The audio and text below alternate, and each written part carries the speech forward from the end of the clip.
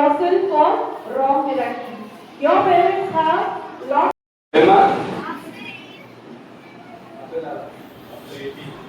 After 18, very good. Very good, excellent. It's good.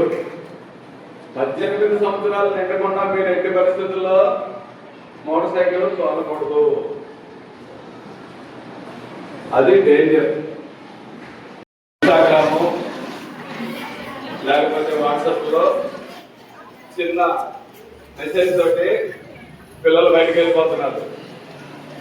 ఇంకా వెళ్ళిపోయిన దగ్గర నుంచి వాళ్ళు చాలా బ్యాడ్ టచ్ తోటి ప్రవర్తిస్తారు.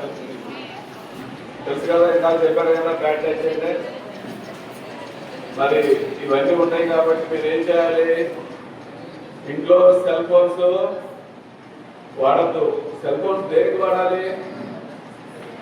ఓన్లీ మీకు వాట్సాప్లో అయినా లేకపోతే ముఖ్యంగా ఇప్పుడు కొత్తగా ఎడ్యుకేషన్కి సంబంధించిన యాప్స్ వచ్చినాయి.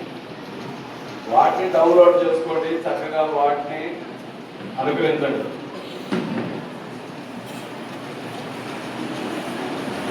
అలాగే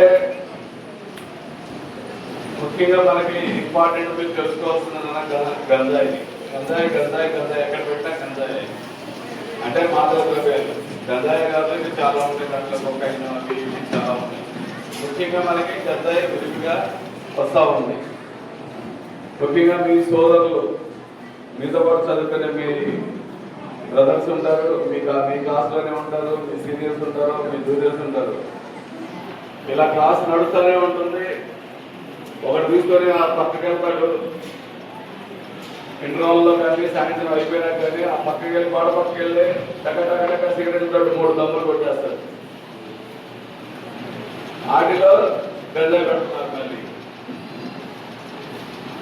అలా పరిచయమైనటువంటి ఆ గంజాయి అలా పిల్లలు ఒకరికొకరు అలా వెళ్ళిపోయి చాలా దారుణంగా పిల్లలు చెడిపోతున్నారు.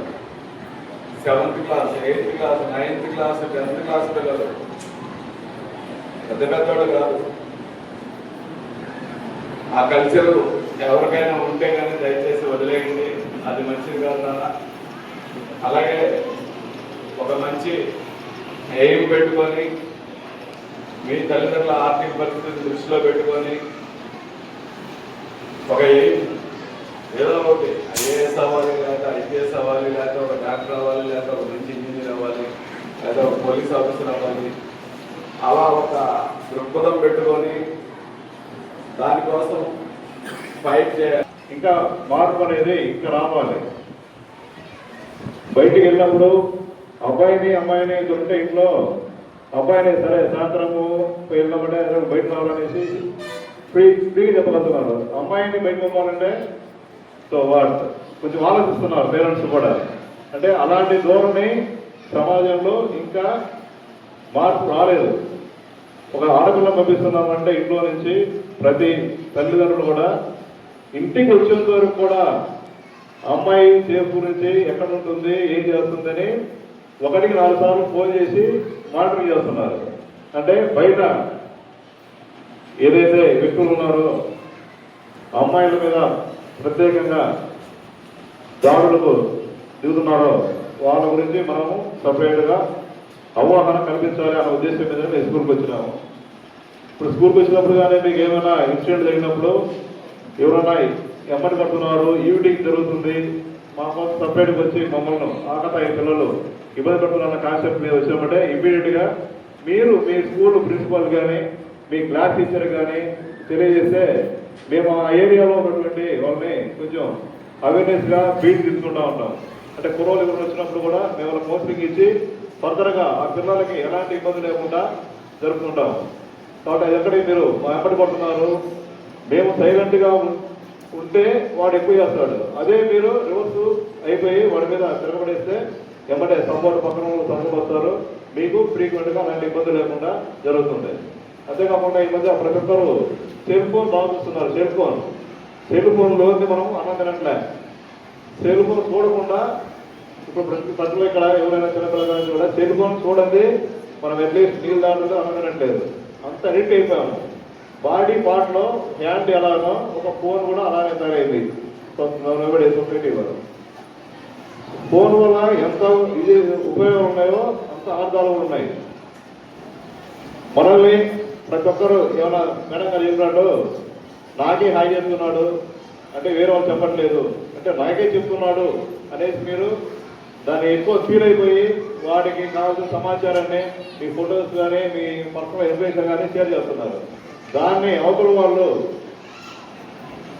తీసేసుకొని అవకాశం తీసేసుకొని మీ దగ్గర ఉన్నటువంటి బ్లాక్ మెయిల్ చేసేదాకా వచ్చేస్తుంది. కాబట్టి మీ పర్సనల్ డీటెయిల్స్ ఏవి కూడా అవతల వ్యక్తులకి షేర్ చేయొద్దు. వాళ్ళు నువ్వు బాగున్నావు, నువ్వంటే నాకు ఇష్టం, 2 మాటలు చెప్పడం వల్ల కన్వర్సేషన్ పెరగడం వల్ల ఏమైంది, మనం అట్రాక్టివ్గా గుర్తేస్తున్నాడు వాడికి అదే పని. అవతల వాడికి పని పాట లేదు. మీరు ఏం చేస్తున్నారు, మీరు నెంబర్ తీసుకోవడము, బయటికి వెళ్ళి మాట్లాడటము చేస్తుంటారు. కాబట్టి అలాంటి ట్రాప్లు మీరు పడద్దు. అలాంటి ట్రాప్లో పడడం వల్ల మీ లైఫ్ చాలా డిస్టర్బ్గా ఉంటుంది, చాలా ఇబ్బందిగా ఫీల్ అవుతారు. ఈ టైం మనం మాట్లాడడం బాగుంటుంది. మీకు మైనర్లు అందరూ కూడా మీకు సొసైటీ ఎలా ఉంటుంది ఇంకా అవగాహన లేదు. కాబట్టి మీరు స్కూల్లో మంచిగా చదువుకొని ఏ ఇష్యూస్ ఉన్నా కూడా మీ పేరెంట్స్కి మీ టీచర్స్కి చెప్పి అలాంటి నుంచి ఓవర్కమ్ అయ్యి మీరు ఫర్దర్గా హైయర్ ఎడ్యుకేషన్స్కి వెళ్ళాలి. కాబట్టి మీకు ఏమో సమస్య ఉన్నా కూడా మీ ప్రిన్సిపల్ దగ్గర కానీ మీ అమ్మ నాన్న కానీ టీచర్ దగ్గర నుండి ఇన్ కేసు మా స్టేషన్కి వచ్చినా కూడా మేము కూడా హెల్ప్ చేస్తాము. తప్పకుండా అలాంటి ఇష్యూస్ లేకుండా మీరు ఫర్దర్గా హైయర్ ఎడ్యుకేషన్స్ మంచిగా వెళ్ళాలని కోరుకుంటున్నాను. Thank you.